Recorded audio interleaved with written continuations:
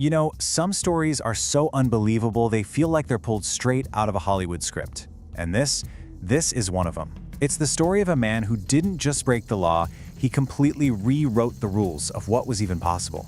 He became a legend, not just for the empire he built, but for doing the one thing that should have been completely, utterly impossible. So that brings us to the big question, right?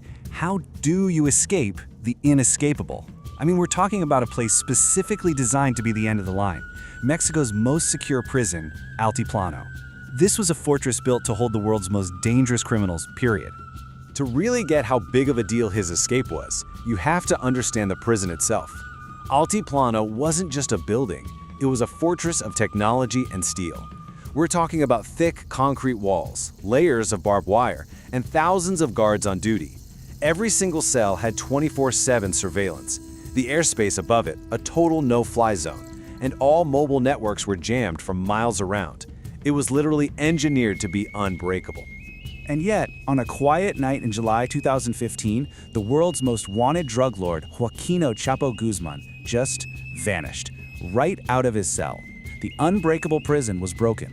So how in the world did he pull this off? And more importantly, how did he get powerful enough to even try?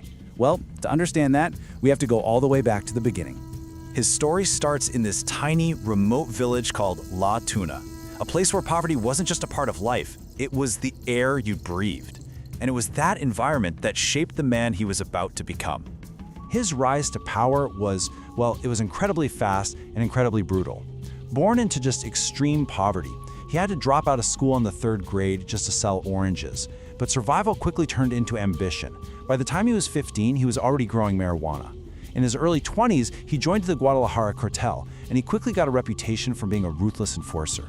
So when his boss got arrested in 1989, El Chapo didn't miss a beat. He grabbed the opportunity and founded his own organization, the infamous Sinaloa Cartel. Now see, El Chapo wasn't just another drug lord. He was a genuine innovator, a CEO of crime who completely changed the smuggling game. His real genius wasn't just in violence or intimidation, it was in logistics. And the engine for that genius was the Sinaloa Cartel. And you have to understand, this was not just some local gang. No, this was a global corporation of crime.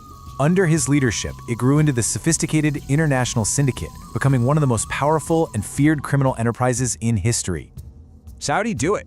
Early on, he used these clever tricks like hiding product in fire extinguishers and cans of chili powder. But his true legacy, the thing that baffled law enforcement for years, was his mastery of tunnels. And these weren't just crude holes in the ground, oh no. They were sophisticated engineering marvels with ventilation, electricity, and even rail systems for motorcycles. While the authorities were watching ports and highways, El Chapo was moving tons of product completely unseen right under their feet. Of course, when you're that successful, you get a massive target on your back. He was first captured back in 1993 and sent to a Mexican maximum security prison. But for El Chapo, prison wasn't punishment. It was just the new headquarters with better security. So how do you turn a fortress into a palace? Easy. Cash. A lot of cash. We're talking an estimated $2.5 million in bribes.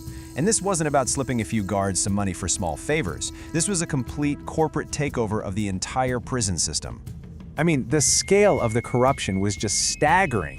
He had over 70 people on his payroll, from the lowest level guards all the way up to the prison warden himself.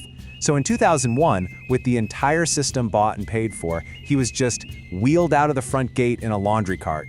It's almost funny. And he stayed free for the next 13 years. And during those years on the run, he created this really complex public image. To a lot of the local people in his home state, he was this Robin Hood figure. He was funding social projects, providing things that government couldn't. But let's be real, that was a classic tactic. The brutal reality was that his organization was a machine of violence, responsible for an estimated 10,000 deaths in just a decade. So after 13 years, he was finally caught again in 2014. And this time, he was sent to the one place nobody had ever escaped from, Altiplano. But as we know, that record was about to be shattered. The plan he put together was something straight out of a heist movie. Okay, let's break this down because it's just a masterpiece of criminal engineering. First, a watch with a hidden GPS tracker gets smuggled in. That gives his team the exact coordinates of his cell.